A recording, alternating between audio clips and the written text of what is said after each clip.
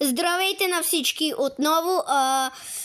Този клип, който вече го изпратих в YouTube, да знаете, видяхте, че се бъгна нещо и сега правя нещо като кратка част 2 на него. Все още не знам как да съединявам клипове, затова това е част 2 на разглеждам акаунта си в Brawl Stars. Стигнахме до кита и всеки път, когато стигам до него, ми се бъгва, но да, ето тук виждате всичките му скинове.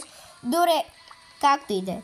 Сега с Драко единствения ми скин и Кенджи. Този. Ама, свършихме вече с скиновете. Но, има едно голямо но. Само защото с скиновете свършихме, не означава едно нещо. Че няма да играя. Сега ще поиграя малко на соло шоудаун, ама...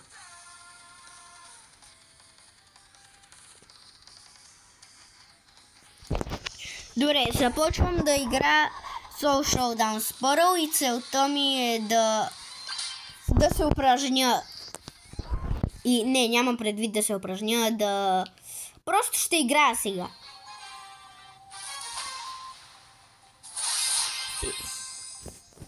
Иначе... Да, това беше... Ако се чудите защо се бъгваше видеоклипът, защо създавам нещо като част 2 и играя сега, проблемът е просто, че камерата ми не позволява повече от 10-11 минути да снимам. Иначе бих снимал около 20. Но все пак, както и да е, ще пусна веднага след тази част и втората част. И веднага закупих. Добре. И сега 36 999. Само да видя. Ох, настигаме този. Да знаете, имам един приятел, който също си има YouTube канал. Така, това не е важното. Важното е, че той се опитва да ме настигне и да ме надмине. И сега аз трябва да си върна куп. Защото преди го водех с 1000 купи. И сега той е само на 100 купи да ме унищожи. Тоест да стане с повече. Добре, и сега. И трябва да се упражня. И по това имам предвид всъщност да не умирам. О, лад, той остана на едно хелт. Видяхте ли какво стана?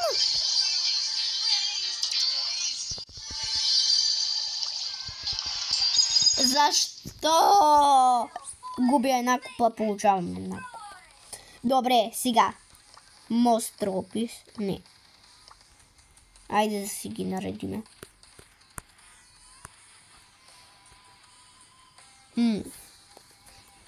О, Мейзи. Ще игра с Мейзи. И ако се чудите за първата част, да, обясних ви.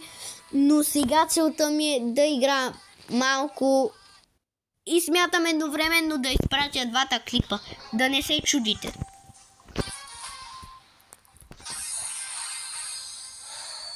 Малко няма да говоря, просто защото винаги когато играя и не говоря, то всеки го прави.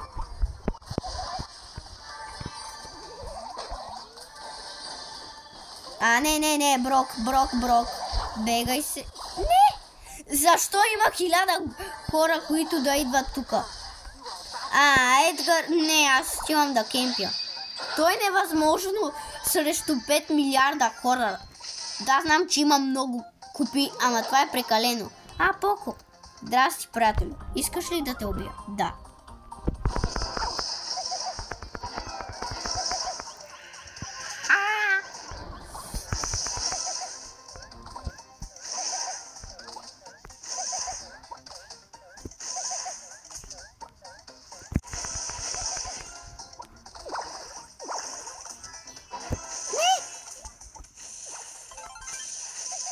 Имам.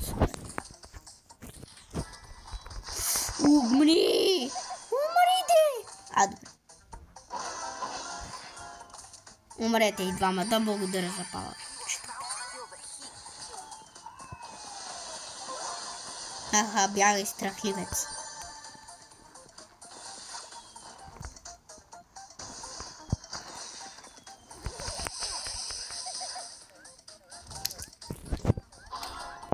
Не.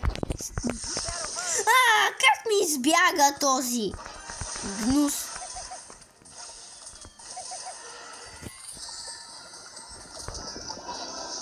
Не, моля се. Пак.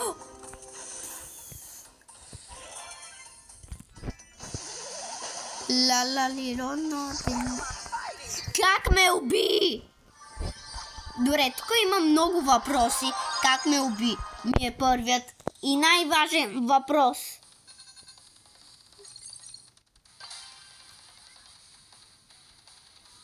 Малко ще бъде скучно, за дето игра, ама все пак.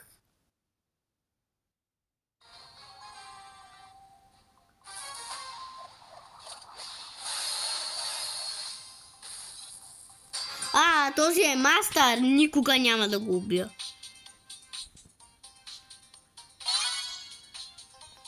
Сега ако Скуика ме убие само заради това. Буквално аз целях на сантиметри. Благодаря.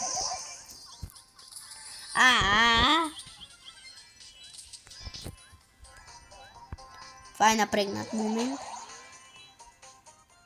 Добре, оцелях. Защото смятах, че Скуика ще бъде там. Няма тук, нали?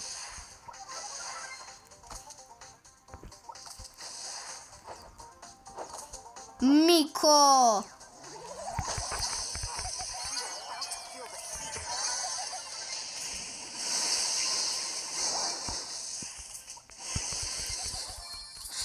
Не! Мико! Значи Мико е един от най-дразнещите герои, защото тази маймуна не престава да скача навсякъде, ту наляво, ту надясно. Но Supercell знаят какви броери, какви счупени герои ще създават.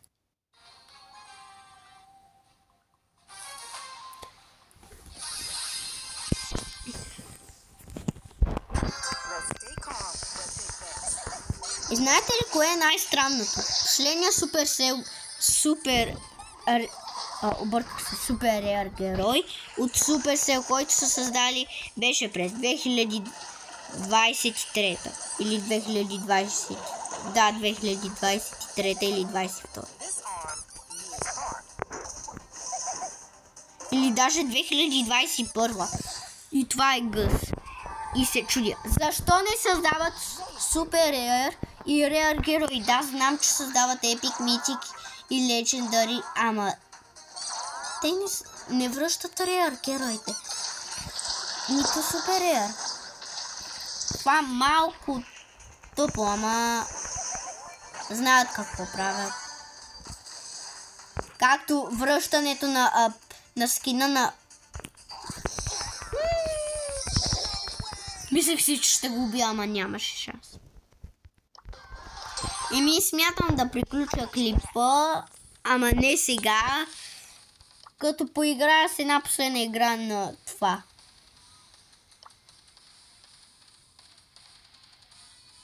Всъщност само да видя или нещо. Де да има джемове.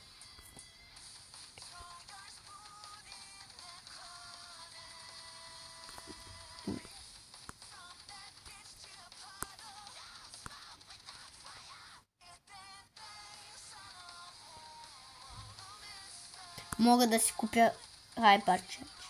Но аз се чудя едно нещо. Има един мега странен бъг. Чакай, сега ще ви покажа бъгът за приключване на видеото. Тук виждате новите хайпари. Няма хайпар на Пам, нито на Уило. И отивате тук. Търся Пам. И виждате, че ще има Пам хайпар. Отивате при Уивол. Ще има хайпер. Грей има хайпер. Да, той има. И това е мега странно всъщност според мен. То вече всеки... има много хайпер, сам дето го няма. Добре. И както и да е, виждате колко героя малко ми остават. Лайкнете клипа и се надявайте